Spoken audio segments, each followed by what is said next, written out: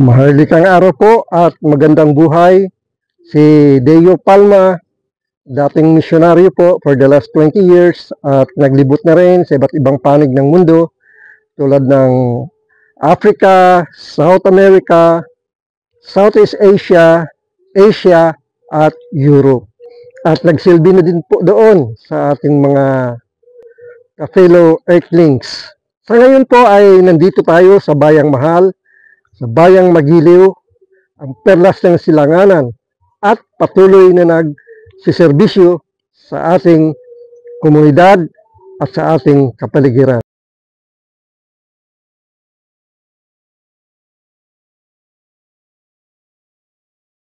Sa ngayon po ay andito tayo sa isang maharlikang proyekto na kung saan ay may mga ilang volunteers na nandito at gusto po nating alamin kung ano ang nag-inspire sa kanila o nag-udyok sa kanila upang mag-volunteer sa proyektong ito.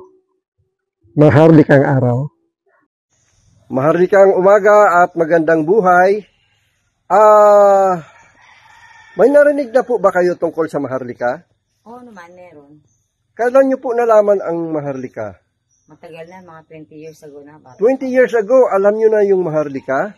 Ay, yes naman. Ano po ang masasabi nyo tungkol dito? May nagawa ba silang kabutihan dito sa sityo ninyo? Oh, yes, of course. Ang pagkakalam ko sa Maharlika, pag may mga kalamidad, namimigay sila ng mga relief and goods, medicines, tapos meron silang clean and green. Ganon. Ano pa po ang mga ibang serbisyong ginagawa nila dito? Ano sila? Nagbo-voluntary sila na maglinis. Tapos meron din silang daycare. Daycare. Okay po. So mga ilang taon na po ang daycare dito? Ano ko da? Parang 30 something. 30 years? Sobra pa. Wow. Maharlika Daycare. So marami nang nag-graduate dyan simula noon. Professional na iba. Mga professional na ang iba. Marami na. Mga license na sila. Mga license na. So malaki din ang naitulong para sa mga batang ito ng Maharlika Daycare Center. Kayo po, ano po ang ginagawa ninyo sa ngayon sa proyekto ng Maharlika dito? Isa ako sa volunteer na daycare teacher assistant ni Ma'am Michelle. Matagal na ako. Masarap tumulong maging isang volunteer. Kahit konti lang. Need namin na lumawak pa ang Maharlika. So, payag po kayo maging Maharlika ang bansang ito? Oo. Pamilyar sa akin na dati kasi gusto dating Maharlika yata yung Pilipinas. Maharlikang umaga po at masayang buhay. Mabuhay. Ate Michelle, Maharlikang araw po. Kumusta na? Okay lang po. Ate Michelle, may tanong lang ako. Narinig niyo na po ba ang tungkol sa Maharlika? Opo. Ano po ang masasabi niyo tungkol sa Maharlika? Alam niyo bang ito ay alternative sa pangalang Pilipinas? Gusto niyo ba ito? Opo. Bakit? Maganda naman po yung adhikain nila sa ating bansa. Ano pala ang adhikain ng Maharlika? Tumulong sa kapwa. Opo. So marami nang natutulungan ang Maharlika dito sa place nyo. Isa na po ang Maharlika Daycare Center. May Maharlika Daycare Center dito. Ilan ang estudyante po? 20. 20. Ilang taon na po kayo nagtuturo sa Maharlika Daycare Center? 9 years na po. 9 years. So marami nang nag-graduate ng mga Maharlika kids. Na. Ang batang may laban. So, College na nga yung iba eh. College na ang iba? Okay po. So talagang may natulungan din ang Maharlika. Marami po.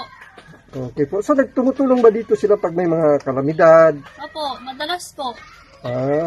Namimigay sila ng mga relief goods. Nagpapakain sa mga bata, feeding. Gano'n. Okay po. So maraming salamat po, Ate Michelle. Thank you din. Thank you. Maharlikang araw.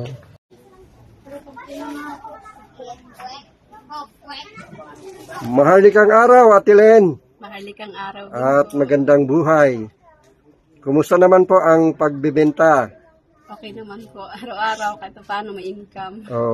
So panay halos mga prutas ang binibenta po ninyo. Ate Len, narinig nyo na ba ang Maharlika? Narinig ko na po. Ano po sa inyo ang Maharlika? Ang Maharlika sa pagkakaalam ko ay isang dating pangalan ng ating bansa. May naitulong na po ba ang Maharlika dito sa lugar ninyo? Sa aking palagay meron dahil isa na rin kami sa natulungan ng Maharlika, kagaya ng mga estudyante ko noong araw, naging estudyante po sila ng Maharlika. Maharlika Daycare Center. Oh, okay po. Sa tingin ninyo, maganda bang maging Maharlika ang pangalan ng bansa natin? Depende po. Bakit? Kung yun talaga ang katotohanan, bakit hindi? Maraming salamat po, Ate Len, Sige at po. Maharlikang araw. Hello, Trishelle, Maharlikang araw. Kumusta na po kayo? Okay lang po. May narinig na ba kayo tungkol sa Maharlika? Meron po dito po sa amin. Ano po ang narinig nyo tungkol sa Maharlika? Yung Maharlika po is, yung mga narinig ko po is, tumutulong din po sila sa mga taong nahihirapan po. Ikaw po, natulungan ka ba ng Maharlika? Opo. Sa paanong paraan? Nung bata pa po ako, nakapag-aral po ako, tinuruan po nila ako magbasa, magsulat. Sa Maharlika Daycare. Opo. Ilang taong ka noon? Mga 5 years old po. 5 years old. Ilang taong ka na ngayon? 19 po. 19 na. Okay, so payag ka bang maging Maharlika ang bansang ito? Pwede naman po. Okay po. Maharlikang araw at maraming salamat. Thank you. Maharlikang araw po, Ate Marites.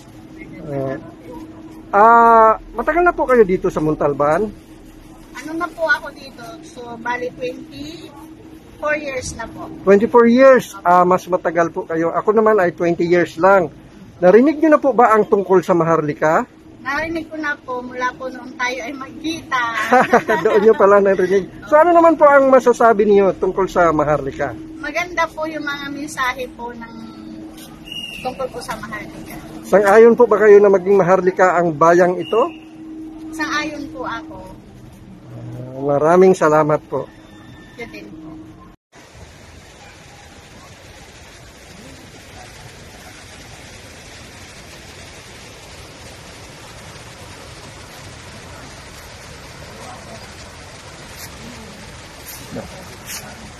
Mr. John Denver Isto, Maharlikang umaga at masayang buhay. Masayang buhay po. Matagal ka na bang nagbabangka dito? Sa ano po namin dito, matagal na po ako nagbabangka dito at ito na po yung pinakahanap buhay namin. So dito ka ba ipinanganak? Opo, dito na po pinanganak. Saan ka unang nag-aral? Ang una pong paaralan namin dito nung mga parang po sa Maharlika Daycare po. Sa Maharlika Pagona. Daycare. Po. Nag-aral ka ng kinder sa Maharlika Daycare. Mga ilang taon ka nun? Ilang taong gulang? Siguro po mga 5 to 6 years old pa lang po ako nun. Ngayon, ilang taon ka na? Bali 28 na po ako. Ano sa pagkaalam mo yung Maharlika? Ang Maharlika po is ang pag-aalam ko po ang scientific name po ng Pilipinas yan. Bago po naging Pilipinas is Maharlika po tayo.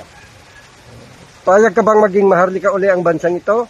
Okay naman po. Kung pwede naman, hindi naman po kasi yung dating talagang pinakapangalan ng Pilipinas is Maharlika. Maraming salamat, Mr. John Denver Isto, Maraming at salamat. Maharlikang araw.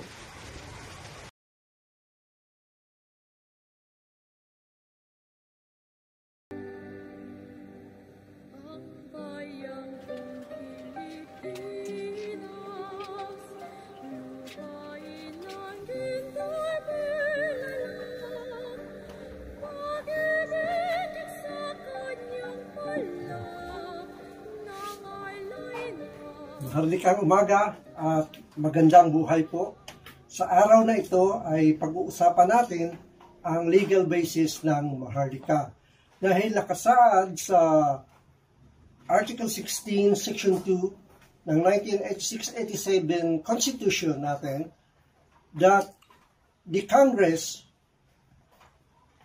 changed by law the name of the country, zeal and national anthem, which is truly reflective to our ideals, traditions, and history. Subalit, this law may only take effect after a national referendum. Ibig sabihin po na kailangan ang taong bayan ang maghuhusga nito. So because we are living in a democratic country, having a democratic form of government, kailangan pong magkaroon ng 51% or mahigit pa ang mga buboto or may gustong palitan o baguhin ang pangalan ng ating bansang Pilipinas sa Maharlika. Dahil alam naman po natin, ang pangalang Pilipinas o Philippines ay hango sa isang napakasamang hari, si King Philip II, na napatay sa sipilis noong medieval era. Kaya wala po tayong maipagmamalaki dito sa pangalan na ito. At kailangan po nating magkaroon ng tunay na identidad na hango sa ating kasaysayan at kultura. Kaya nga po noong August 14, 1978, ang dating assemblyman na si Ginoong Benjamin Bautista at dating senador Kuya Edi Ilardi ay naghain ng Parliamentary Bill 195 sa interim pambansa upang talaga pong baguhin ang Pilipinas tungo sa Maharlika. Kaya nga po kung titingnan ninyo, maraming nakakagusto sa pangalang Maharlika. Kahit na yung ating dating Pangulong Ferdinand Marcos Sr. ay gumamit din ng Maharlika. Kaya hanggang ngayon po, yung Maharlika Highway, Maharlika Village, at Maharlika Charity Center ay patuloy na nagsiservisyo sa ating sambayanan. Noong panahon ni Tatay Digong, ay nagbungkahay din siya ng pangalang Maharlika para sa bansa natin, na sinuportahan naman ng ating mga intelihenteng senator tulad ni dating Senator Lacson at Tito Soto. At sa pangkasalukuyan po ay ginagamit din ito ng ating gobyerno, ng gobyerno ni Pangulong BBM, ang Maharlika Investment Fund. So ibig sabihin na ang katagang Maharlika po ay may magandang mensahe o epekto sa kaisipan natin at nagbibigay ng tunay na self-esteem at positive pride bilang mamamayan ng isang bansang malaya, masagana at masaya ang mamamayan. Kaya nga po, sa muli kami ay nananawagan na sana ay suportahan natin ang Maharlika. Kaya po, huwag kalimutang subaybayan ang ating mga episode sa Deo Palma at 271 YouTube channel. Please subscribe, likes, and share, and comments. Maraming salamat po at mabuhay tayong lahat. Mabuhay ang bansang natin.